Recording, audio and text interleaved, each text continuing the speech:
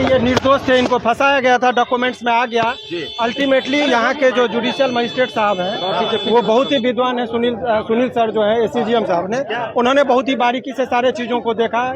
FIR को देखने से ही लगता है कि वो फंसाया गया है। अब बेल के लिए उन्होंने कहा कि चूंकि यहाँ से तो इनको भेजने का था, चूंकि केस यहाँ था नहीं, उस बिंदु पर हो गया गाजियाबाद। अभी हम लोग निकलेंगे गाजियाबाद से बेल मिलेगा। बहुत जल्दी मनी महराज ये तय हो गया कि झूठा मुकदमा में फंसाया गया था।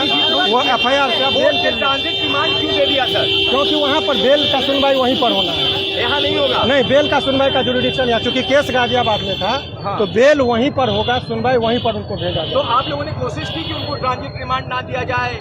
अभी तक रोके थे। आपको देखे रात से 2 बजे से कल दिन से अभी तक में। हाँ। तो अल्टीमेटली वहाँ पर जो लेटर नहीं था इसके पास। हाँ। ये बैक डेट में लेटर बनाए, तो ये सुप्रीम कोर्ट में और हाई कोर्ट में हम लोग दिखाएंगे। हाँ। कि ये बाद में जाकर डॉक्यूमेंट्स बना के इनको गिरफ्तार कर रहे हैं। तो ये जज साहब ने वो सारी चीजें तो यहाँ भी देखी होंगी। जज साहब का ये ट्रांजिट रिमांड है, सबकी शक्ति होती है। जी। क्योंकि ये इनको यही देखना था कि प्रॉपर डॉक्यूमेंट्स है कि नहीं है। अगर वो रास्ते में जाता, इसके साथ मारपीट होती, कुछ अनहोनी हो जाता, तो किसके जिम्मेदारी होती। इसलिए टोटल हमने मेडिकल चेकअप करवा दिया कि देखिए कोई भी शरीर पर, कोई भी बदन पर चोट का, जख्म का निशान नहीं है।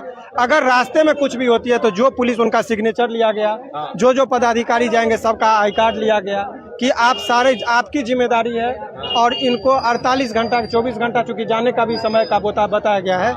कल इनकी पेशी कोर्ट में गाजियाबाद में होगी और परसों हम लोग बेल के लिए आवेदन करेंगे। बहुत जल्दी मनी महराज आपके बीच आप जाएंगे गाजियाबाद? निश्चित तौर पर गाजियाबाद अब ये बताइए कि जो धाराएं लगी हैं, कितना मुश्किल इनके लिए हो सकता है? धारा कौन कौन सी है ये आजकल एक फैशन हो गया है। हाँ। लड़का लड़की लिविंग रिलेशन में दोस्ती करेंगे। हाँ। 3 साल 4 साल साथ में रहेंगे। हाँ। तो उस टाइम में कुछ नहीं होगा, और जरा सा खटपट होगा तो रेप का इल्जाम लगाएंगे, लड़का जेल जाता ठीक है। रोशन रोही के मामले में आपने देखा था। जी।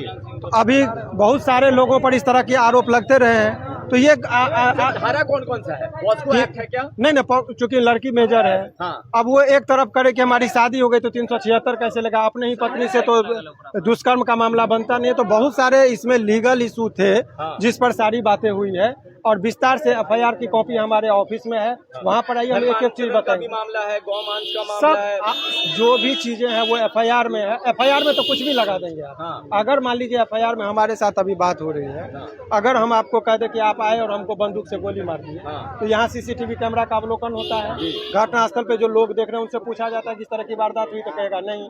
लेकिन एफआईआर में तो तत्काल यही बातें होती है कि भाई ये यहाँ पर गोली चला, बंदूक बम चला।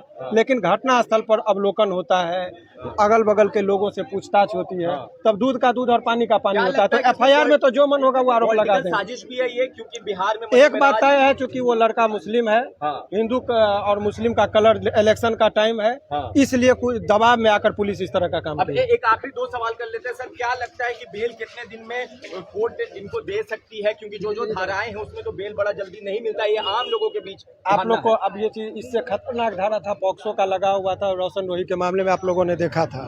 बेल हुआ था। और आपको दावे के साथ मैं कह रहा हूँ कि बहुत जल्दी मैं बेल करा उसके बाद। 1 हफ्ते के अंदर उनको बाहर नहीं, समय तो इसमें ले चुकी वहाँ पर नहीं, लेकिन 1-1.5 महीना के अंदर में वो बाहर होंगे। बहुत बहुत शुक्रिया।